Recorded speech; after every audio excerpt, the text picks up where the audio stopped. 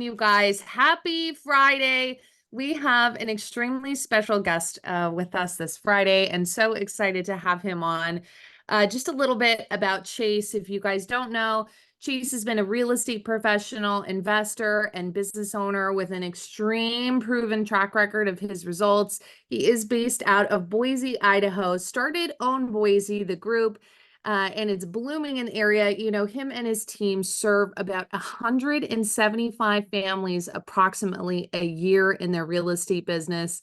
Not only is Chase an amazing business professional, he also has been recognized as Realtor of the Year, top 30 under 30. So accolades to boot over and over and over again. So combined with his group, and now he's partnered with Livian, they've sold over 5,500 properties. You guys, this guy is amazing. Chase, thank you so much for coming to the call. Love to have you. Thank you for having me. I really appreciate it. It's my pleasure, and thanks for reaching out. We have a mutual acquaintance, Stacy States, who's phenomenal and been a good friend and mentor of mine for years. And not to correct, but I have to correct. We'll actually sell about 400 homes this year. So we're happy to be able to share that. And by the way, I usually say this, and I don't know who's all out there and listening, but if you're driving in, drive safe. I'm gonna drop some, hopefully some real quality, tangible things that you can implement into your business. Are you recording this by chance? Yes, yes, Okay, right. great. Yeah. Great. So don't freak out if you are driving or you're not in a position to write down the scripts. Just go back and rewatch this recording. I'm going to give you some scripts and dialogues or talk tracks. We're not supposed to say scripts. They said that when they interviewed me at Mega Camp. Don't say script, so it's talk track. Conversations. Yeah, Yeah. conversations. There we go. Yeah. Talk track, conversation, whatever. So I'll give you some good stuff. But usually when they say I present like, hey, I've done all this cool stuff. I'm bragging about myself, which feels really awful to do.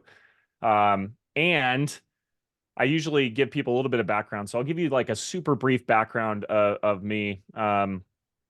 So, I don't know how many of you out there have ever lived paycheck to paycheck. I was living tax return to tax return, which means I didn't have enough money to cover my bills every single month. I was married with two kids, and I was, 22 years old.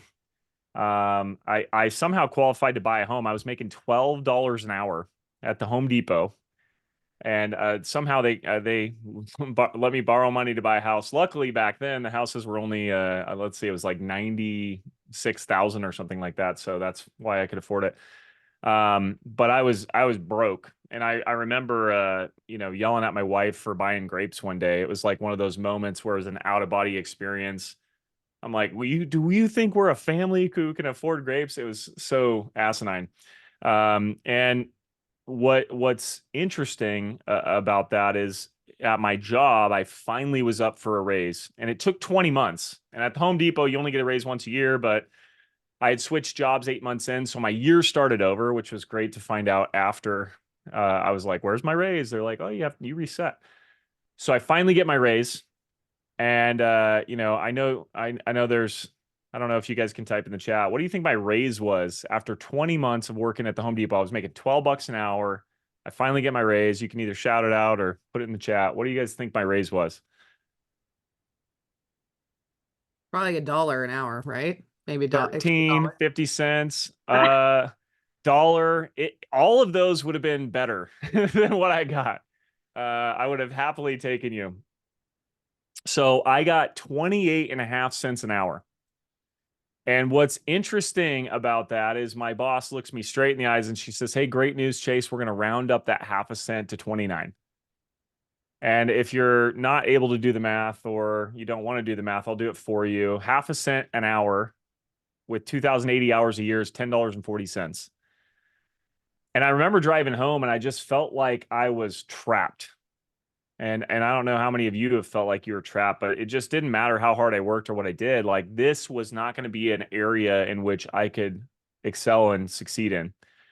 Um, so randomly, one of the people that worked with me said, "Hey, we should get our real estate licenses." And I'm like, "What's that?" And no joke, that night I signed up for classes. and the rest is history. I mean, I've been able to achieve a lot in this business.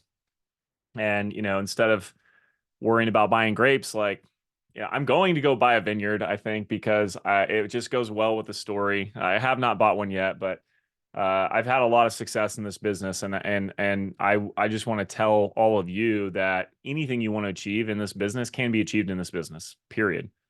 If you can think it, it probably already has been done, and you can definitely achieve it. It's just a matter of how hard you want to work. Back in 2013, I became a MAPS coach, and I was mentored by Diana Kokoska and Tony DeSello. And Tony, one of my favorite sayings he has is he says, "There's no such thing as an unrealistic goal. There's only unrealistic actions to achieve the goal." So I didn't know what to talk about because I could talk about anything forever. And so I believe, because I've talked to quite a few market centers in California, I believe the buyer broker relationship, establishing it up front, buyer consultations, from what I understand, they're not super common, or they weren't super common prior to this settlement. And so something that is a little bit unique about me is back in 2012. So let me give you just a slight history here. Sorry to bore you, but it just kind of builds up so you can have a little bit of an idea of where I came from. So I started in new construction, and I basically held open houses 5 to 6 days a week for 5.5 years. And I sold over 2,500 homes in that 5.5 year span.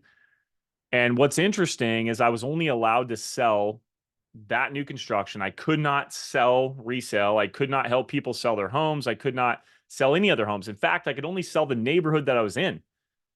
And one of those months, by the way, I had 9 people come into my office in my one neighborhood, and they used me to buy the house in my neighborhood.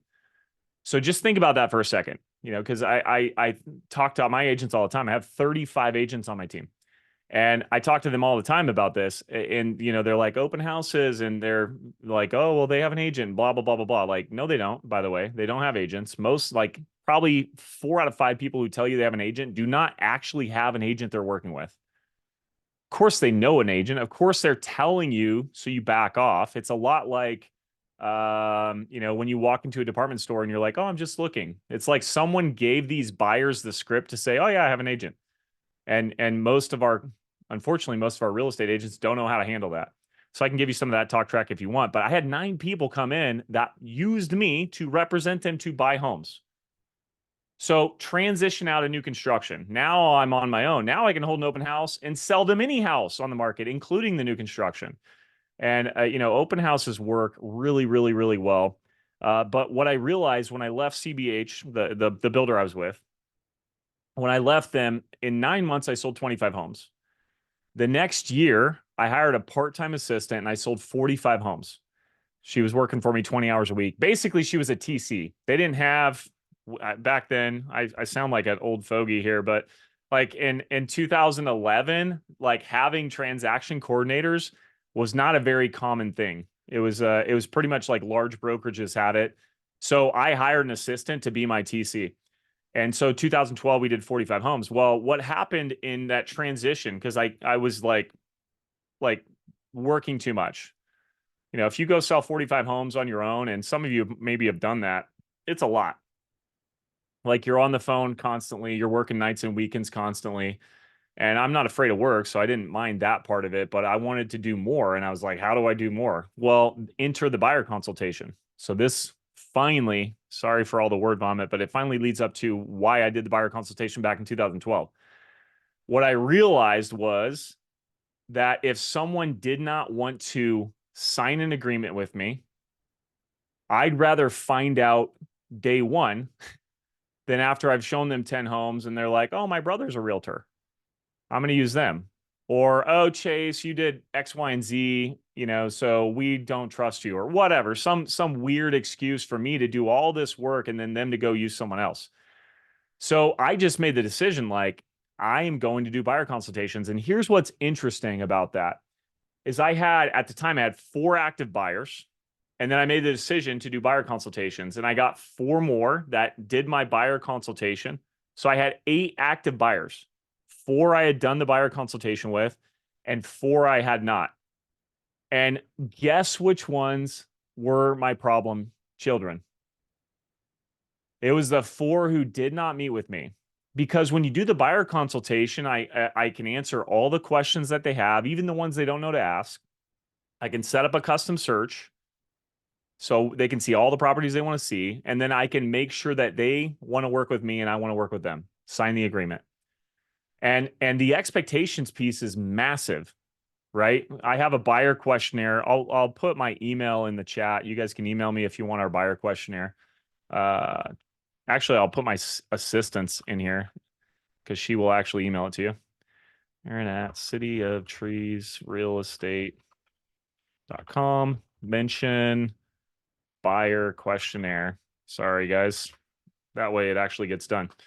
So I'll give you my buyer questionnaire, but those questions are great. One of my favorite questions is like, Kim, what do you feel you have the right to expect from me as your real estate professional? And that does 2 things. It's going to future pace that I'm going to be their professional. So I'm your professional. And like, what do you want? And they say, oh, trust, communication, I want you to be responsive, blah, blah, blah, whatever. It's all the same stuff almost every time. Then the magic question is, what do you feel, Kim, I have the right to expect from you as my client? I'm future pacing again, saying you're my client. And then they say the same stuff. But now I get to wave my magic wand and get rid of all the things I never want to see. Like, for example, I don't know if you've ever shown a home and you pull up to it and the clients are like, this neighborhood is so disgusting. I would never buy here. Let's go tour it for 2 hours. And you're like, what? They don't say that, but then they go do that. They're like, oh, look at this. This is gross. And you're like, can we get out of here? So what I tell them is like, hey, if we get to a property and you would never buy it, can you do me a favor and let's just tell me right away. We'll save the seller time. We'll save us time and confusion so we don't, get this blended in with some of the other properties we see. And they're like, oh, yeah, that makes sense. And now I don't do that anymore. And you can just think of all the scenarios you have where you've had buyer problems and you just put those into your expectations. So I can give you that the buyer questionnaire. So that changed everything. And so here's what also ended up happening. For 2012 and 2013, I implemented that basically in the beginning of 2012, which is why my business went from 25 deals to 45. And then 2013, I sold 79 homes. And I added a showing agent, by the way. I had a part-time showing agent and I still had my part-time EA/TC. The buyer consultation is what did it. I signed 152 out of 153 people. Okay. The one who didn't sign, his name's Trong Ha. And he would not sign. I couldn't get him to sign. But fun fact, he actually came and bought one of my listings and I double-ended it anyways. So I got him anyways. But I'm telling you, when you guys use these talk tracks, when you use these conversations, when you practice them, and you're confident about them and you have standards, everything changes. So I spent the last 12 years just hammering my agents that you need to have a standard of a buyer consultation. Like, I prefer to meet in the office. I prefer to, go through my buyer questionnaire. I prefer to get a buyer rep signed. Now with this NAR settlement, I don't know exactly how it's being done in California. I'm assuming it's very similar to everyone else. You have to have an agreement signed. And here in Idaho, we have 2 agreements. We have an agreement that is basically a waste of freaking time that says, we will have to agree on commission at some point, or we have the agreement and they have to sign it, or we have an agreement where it's like, here's our commission. This is what we're agreeing to. And so our agents, I'm like, that doesn't exist. This one exists. Present the buyer representation agreement, show them what you charge, get them to sign it. And if they won't, like, you just saved yourself a ton of time. Because you might write this down, like, saying yes to something is saying no to like 1,000 other things. So when you say no to something, you're allowing yourself to see 1,000 other yeses, which is why when I made the standard that I'm going to sign an agreement with people before I show them, period, the end. What happened was I had some people that they were in front of the house calling on the sign saying, can you show me this? And I'm like, yeah, let's meet in my office. And they're like, nope, I want to see it right now. Well, first of all, I've got other things to do, not just pick up the phone and drive to wherever the hell you're at. Secondly, that's not how I do business. And so if that person wants to go find someone else to show them the house, great. And now some of you might be thinking, well, are you doing your seller a disservice? Actually, no. And here's why. It's more expectations. So Kim, I'm listing your home. Let me ask you this. Do you want me to show it to people who are not qualified to buy it? No. Okay, cool. So now, so Kim, what I'll do is if anyone's out front and they want to see your house, I'll make sure they meet with me first and they're qualified and they're legitimate. Do I have your permission to do that? Yes. Any reasonable seller is going to say that. So if you have some sort of thing in your background that's saying like, oh, well, you're doing a seller disservice, I say no, because I wouldn't want random people walking through my house that I don't know anything about. And I'm assuming most sellers are the same way. Okay, so now let's back into this. I'll give you guys my script for closing for the appointment. Hang tight. Let me get my. I wrote out. Gary Keller asked me to kind of prep a 1-page on this, and I wrote it all out. And I should have had it ready for you guys. So my apologies. I think I'd be able to pull it. Oh, here you go. Okay, sweet. Just want to make sure I hit on things in the interest of time. We got 11 minutes left. So here's some of the things that I do. There's some pre-objection handling. So I used to avoid like the plague showing the house because someone calls on the sign or they're, whatever, they sign up on your website and they're like, can I see this house? And so I used to be like, oh, well, how's your interest in the house? How much, what price do you want to be at? Blah, blah, blah, blah, blah. All those are great questions, by the way. I'm not saying you don't do those. And Eilena, I think, have a copy. I'm not sure what you need a copy of. So are you talking about the 1-pager for Gary? I will get that out. If Halley wants to get me everyone's emails or something, I can make sure I send it out. I still haven't gotten it to Gary yet. So we're meeting next month. Oh, the scripts. Gosh, I don't have the scripts written out, but you'll get a copy of this recording and I'm going to say them out loud and you will watch them. And if you have any questions, you can hit me up. And by the way, if any of you are interested in coaching, I actually have 2 spots open for coaching. And you could just, when you email Aaron, just mention coaching and we can talk if you want to apply to be coached. But all the scripts that I have, and you don't need to be coached by me. If you have a question, you can email Aaron. It's no problem. I'd love to help out. In fact, we have a community. I'll get a link for you on our school community. My business partner, Brent, and I'll put that in here. All of you guys should join this. It's completely free. It's on school. It's where we park most of our training. I have a ton of scripts. I have buyer consultation information. We've got classes that we've taught in there. There is probably 50 hours worth of content inside of that school community. The link is in the chat. I don't know, Halley, if you have someone that can maybe save some of this stuff for everyone.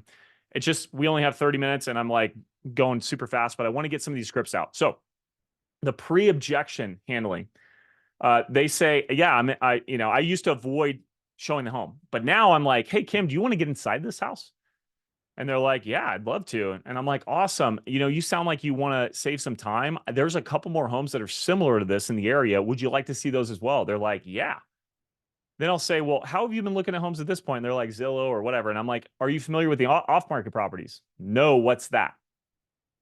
That's a buying question. You guys might be thinking, what's the off-market properties? Off-market properties would be like canceled listings, expired listings, maybe some listings you know about or clients you have who might be interested in selling or told you they would sell in the next 12 months.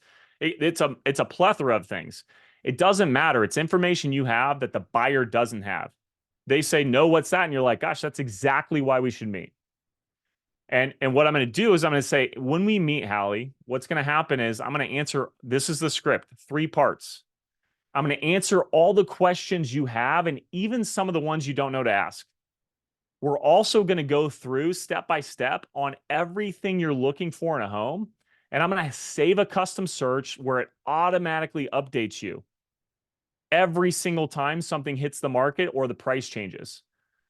And then we'll also make sure that you and I are a good fit to work together. Those are the three things. So answer all your questions, set up the custom search, and then make sure we're a good fit to work together. Those three things, those are the three value propositions for meeting with me in the office. So if they're like, well, can't we meet at the house? I'm like, actually, it's best in my office because I can get all this stuff dialed in and make sure you're taken care of. And then we'll go tour homes. So that's the close for the buyer consultation. And then when you actually meet, the setup's still the same way. So when you're meeting, you do the buyer questionnaire, then you go through the search. Let me actually share with you. Can I share my screen? Beautiful. Yeah, yes, you can. So here's my MLS right here. So I go to my MLS and I just want to share this brief point with you because have you ever had a buyer who you've been working with for a while send you a house that you didn't send them? And they're like, why didn't you send me this? And the answer is because you said you didn't want to go over 500,000 or a million or whatever, and it's 1.1 million. Or you said you needed 4 bedrooms, that's only 3. Or you said you needed a 2-car garage, and that has no garage. So here's what I do. I go through and I'm like, okay, so remind me again, what price do you want to be at? They're like 500,000. I'm like, okay, just for clarity, if the perfect home comes on the market at 501,000, you don't even want to know about it, right? And they say, well, no, I'd want to know about it. And I'm like, okay, well, how high would you want to know about? Well, maybe 550. And then so I go in and I type 550. I'm doing this the whole way. They say, oh, I need to have 5 bedrooms. I'm like, okay, so just for clarity, if there's a 4 bedroom, but everything else is perfect, you don't want to know about it, right? And they're like, yeah, I got to be 5. Or no, if it's a perfect 4, I want to know about it. And so I just go through and make it 4. All I'm doing here during the search is making sure that everything is meeting their absolute needs and deal breakers. And guys, this will change the way you get referrals because what happens is if they email you a listing, okay, and let's just say they buy it, which can happen. Then what do you think they tell everyone? My agent didn't even find the house. I did all the work. Like finding one listing online is all the work that we do. Get out of here, right? But that's what happens. Now, if you flip it and all the listings are coming from you, that's never going to happen.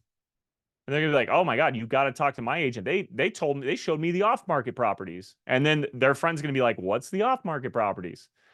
So I know I'm going super fast here. I hope that, we're not confused. You can watch this recording. I do want to leave a few minutes. It's like 5 minutes left here. You guys have any questions at all? I see Bob asked, do I do Zoom consultations? Are you referring to coaching or something else? I think he was referring to the consultation, buyer's consultation. Oh, Going Zoom through consultations. person. Yeah. I would do that for out-of-state people for sure. I would do it for out-of-state people. Now, look, I'm in Idaho.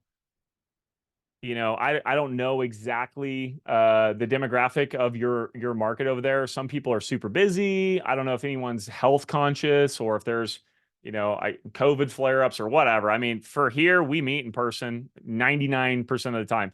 The only time I'm not going to meet in person is if someone's coming in from out of state. Then I'm going to do a Zoom consultation before they get here, and I'm going to get them to sign the rep before they get here. Because if you think your buyer is only talking to you as an agent before you sign an agreement, you're wrong. I mean, you're wrong. Like, you could go through your CRM right now, and I could basically guarantee that 70% of your database is in 2 or 3 other databases. So they're getting touched by other realtors. They're getting, offers and calls and texts by other realtors. So the sooner you can get that buyer consultation, I mean, I just got off the phone with a friend of mine. I play softball with him. He texts me. He's like, hey, I need to chat with you about this listing. I've never repped him before. I've only known him for like a year and a half. He used to have another realtor. But he's like, hey, I want to go see this house. And I'm like, hey, I don't know if you know about the new changes, but I have to sign an agreement first. So he's like, oh, okay, whatever. Like, he didn't say anything. That's all. He doesn't care. He's bought multiple houses. He's like, yeah, whatever. He does not care. So speed to signing, this is one thing Brent and I decided, my business partner, if everyone has to have an agreement, would you guys agree that whoever can sign the agreement the quickest is going to get more business? And I'll just give you guys some logic. And I, like I said, I encourage you guys to go to some of our training. Yes, I agree too, Bob.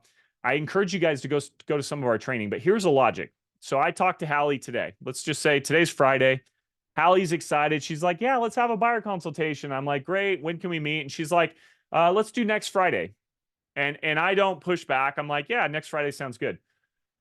Okay. Halley, on average, probably talks to roughly 10 people per day, different people. And for the by and large, most people don't have much to talk about. Oh, look at the weather. It's nice again. I mean, where you're at, the weather is always nice, right? Like that's why you live there, right? So look at the weather or look at the sports team or look what's going on with this. Inevitably, they're going to bring up, oh, hey, Halley's like, hey, Kim, I'm thinking about buying a house.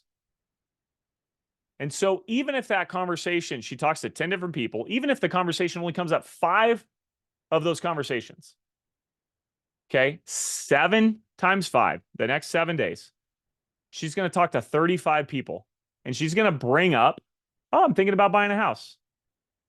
Now, here's what happens. Probably half or more of those people are like, oh my God, you got to talk to my agent. So speed to lead or speed to signing, speed to appointment is critical. I would highly encourage you. Hallie's like, yeah, next Friday. I'm like, well, what are you doing today? What are you doing right now? She's like, oh, I'm busy today. And you're like, okay, well, how's tomorrow look? And she says, blah, blah, blah, blah, blah. And I'm like, look, Hallie, I'm happy to wait until Friday if we need to. But here's the deal. This market's changing so quickly. I want to get the search set up for you so you have homes coming right to you even before we get together. Like, I want to make sure that you're aware of what's happening in the market. Would that be a benefit to you? Awesome. So let's find something that's a little closer.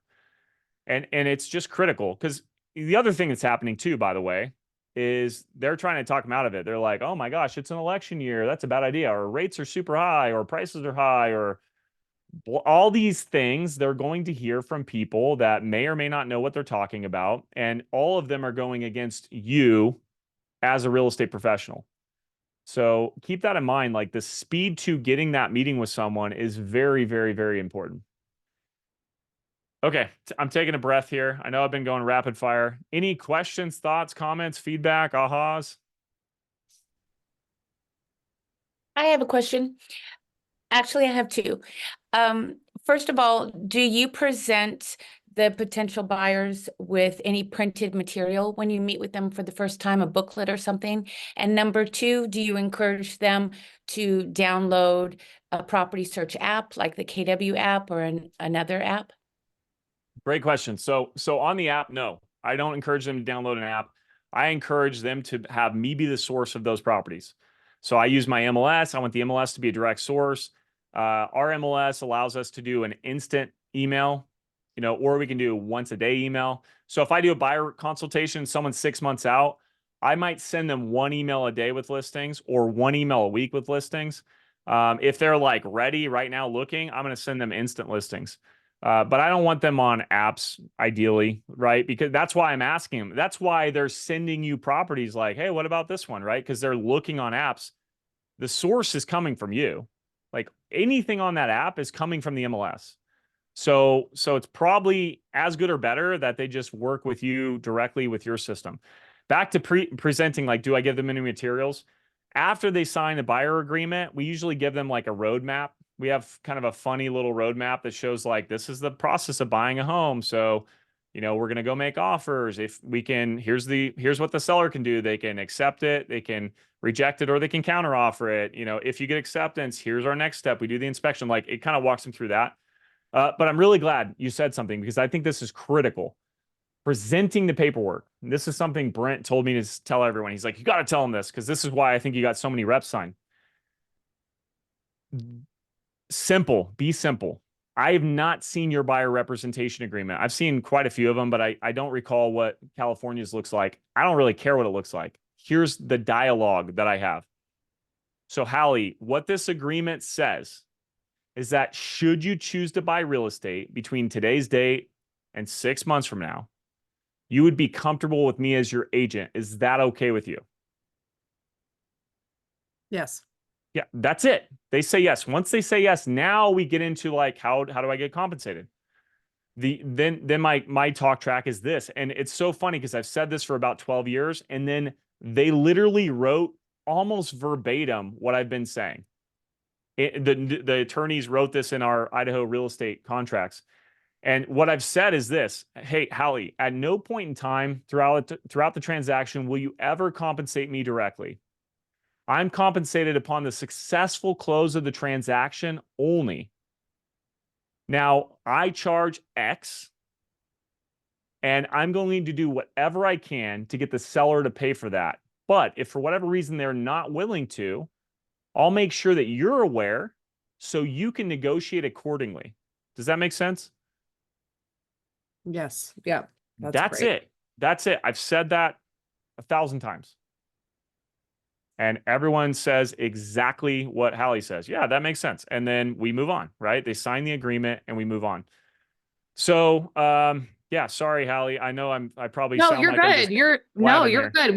We can keep going as long as you have time. I just want to pinpoint some of the things that you said, Chase, because this is brilliant. Even just right there at the end, I think that your approach with that conversation is putting the power back into the buyer by saying, then you can negotiate accordingly, right? Or you have that empowerment to be able to choose what your agent is compensated. I think that's at the heart of this change, and it gives the buyer that sense that they're in control, right? Which kind of was one of the reasons that this all came about and all the change came about.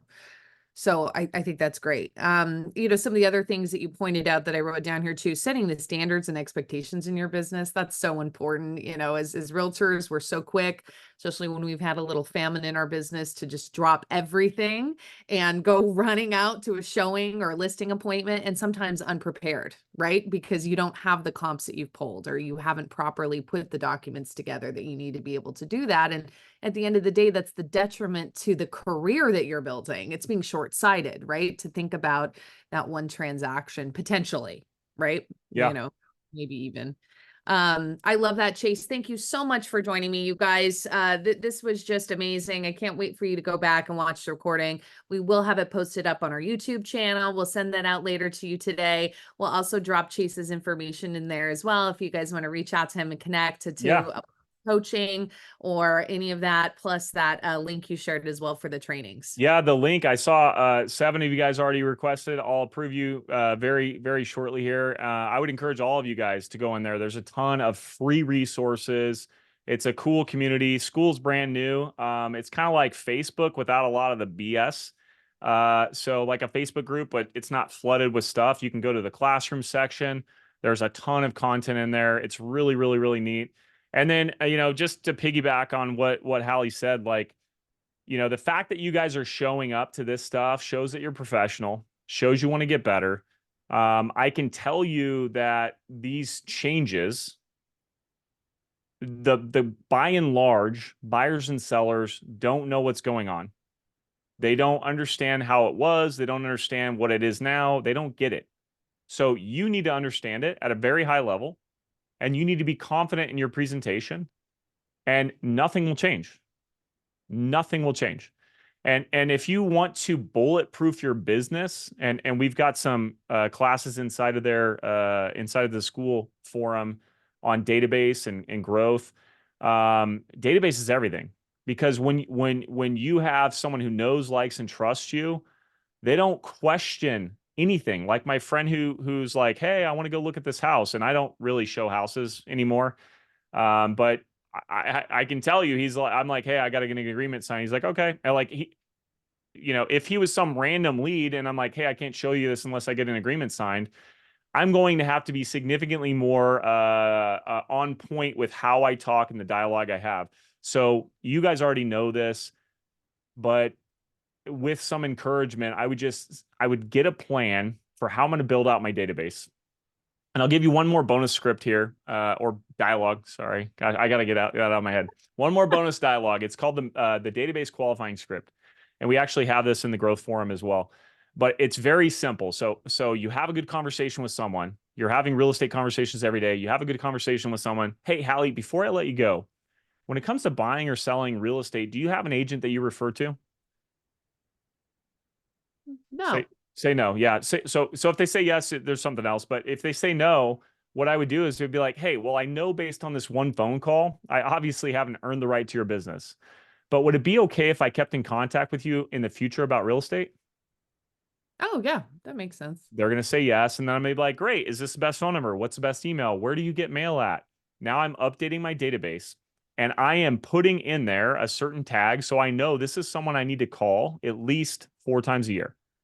Hmm. And I can tell you right now, our data, and I've been coaching people for a long time, the data is very consistent across the US. If you have any sort of touch plan and you do that dialogue and you call them 4 times a year and you touch them with your texts and emails, 10% conversion after they've been in there for 12 months, kind of soaking. So you put them in today, 12 months from now, the next 12 months, you'll get a 10% conversion. They'll either refer you someone or buy themselves. So think about it. If you had a simple, not easy, but a simple plan of adding one person to your database every single day with that talk track, the database qualifying talk track, if you had that as your plan, you'd add 240 people to your database. And next year, you would get 10% conversion. That's 24 transactions. And if any of you want to take me up on that challenge and then 2 years from now, call me and tell me it didn't work, deal. Let's go. I cannot stress it enough. So yeah, Jack, you can get that. Put that in the, mention that in the email to Erin.